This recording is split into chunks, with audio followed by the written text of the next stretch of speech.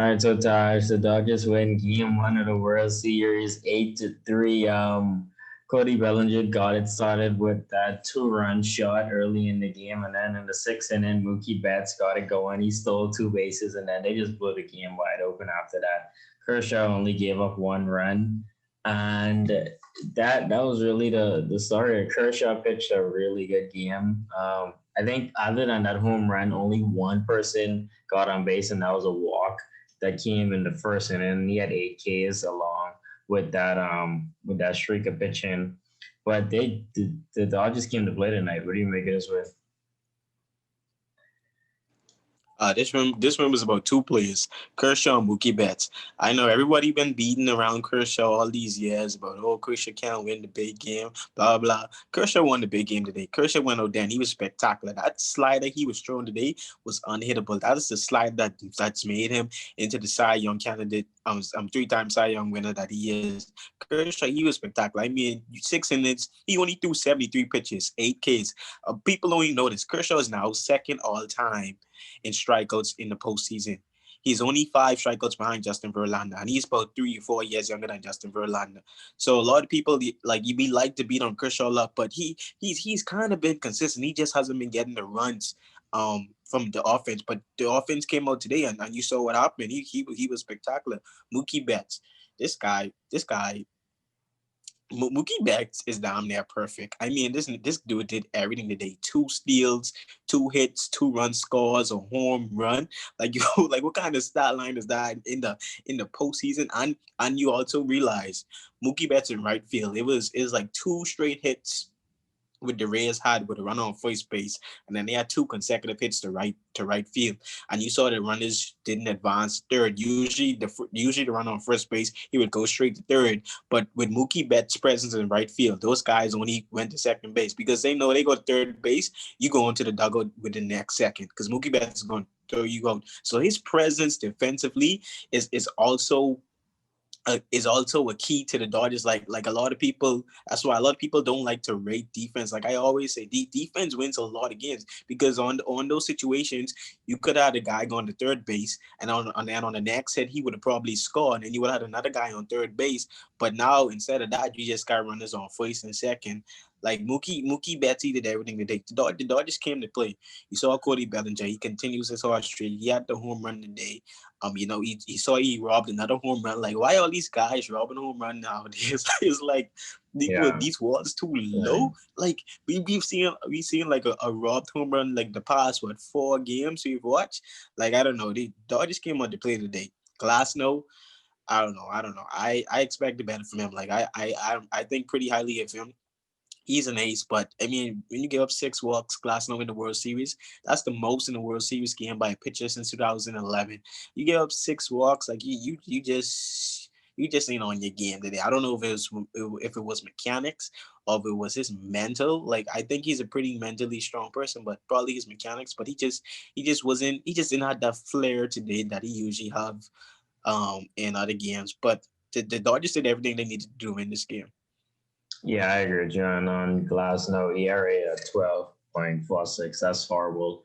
For your starting for your ace to do that in game one. And I thought they took him off too late. They took him off right before Cody Bellinger came up to bat, and I think they took him off 2 batters too late. And after Mookie Betts stole third base, I thought I was like, okay, that's when it was time to take him off the mound, but they didn't. And then we saw what happened. They put like 3 or 4 runs on him, and then they put the other guy on the mound. I can't remember his name, but it was too late. I thought they should have taken him off earlier, and I feel like it would have saved them a lot of rounds because he was getting to. You could have seen he he was in his head, and when if a guy steals second base on you, and then you let the guy steal third base on you. This is the MLB. That rarely happens, especially in the World Series. That's not supposed to happen. And he was just in a rhythm, and he couldn't.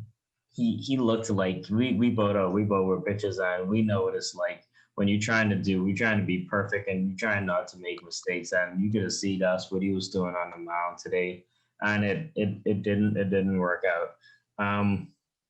But yeah, the Dodgers Mookie Betts is unbelievable tonight. If he, I mean, I don't anticipate he'll keep this up. I mean, he made like a lot of big plays tonight. It was unbelievable, and then on he was there on the offensive side too. So I mean, it was a really good game for Mookie Betts. If he continue to play his way in the to the World Series, I don't think the I mean, baseball is a team sport, but if he plays like if he continues to play like this, it's gonna be bad for the race. Let me give the guys that don't really understand baseball. When you have a team like the Dodgers, who everyone is a home run threat on the team, everyone on the team is a slugger. When you have a team with such offensive power like that, when you have a guy like Mookie Betts batting at the top of the lineup, when he gets on, then the next batter you got Cody, you got Corey Seager. You cannot throw that ball with a fastball. So now Mookie Betts knows in his head, all right, I'm going to have some breaking pitches. Tyler Glass knows going to throw some breaking pitches, so I'm going to have some chances to steal because he will not throw straight fastballs to Corey Seager and to Max Muncy. That allows Mookie Betts to steal second and third base because he knows Glass knows got to throw some breaking ball. And you have a guy who already struggling with his command, so you have even more chances of getting the stolen base. So like it's just I just like the offense is just scary, man. Like a guy get on base, you really can't do nothing about like those kinds of steals because if you decide that I'm not gonna let this guy steal, let me just throw some fastballs so he don't steal, you're probably going to get put out of the park. So Tyler Glasnow, he had to roll the bank and say, let me just try to get this guy out. Mookie Betts, he's going to steal and he's going to steal. I'm going to let my catcher do the work. But that's what happens when you have a powerful offensive lineup like Dodgers. You get those kinds of stolen bases because guys are not going to throw fastballs to your power hitters. But like I said, the Dodgers they were great today. They started Tony Gosselin tomorrow. I was thinking why they wasn't starting Walker Buehler, but I just remember Walker Buehler, he pitched on Saturday in that game 6 they won. So I guess they want to give him some more rest. It's not 5 days yet. So they're going with Gosselin. He is all right. But then the Rays are starting Blake Snell. Like Blake Snell, this guy is two years away from winning the AL Cy Young Award. Like they're going to be in some trouble tomorrow. If they could put up some runs against Blake Snell like they did against Glasnow today, I don't know. I think the series is over because Glasnow, Blake Snell, I don't know. It doesn't get much better than that. You know what I'm saying? So we'll have to see, but I don't think we should take too much into this game right now. It's still game one. We've seen a lot of things Yeah, happen in, yeah, it's in a only lot of game different one. sports. It's just game one. It's just game one. Just game one. But like I say, Blake Snell's on the mound tomorrow, so hopefully he'll come and throw a masterpiece and get the Rays to even up the series.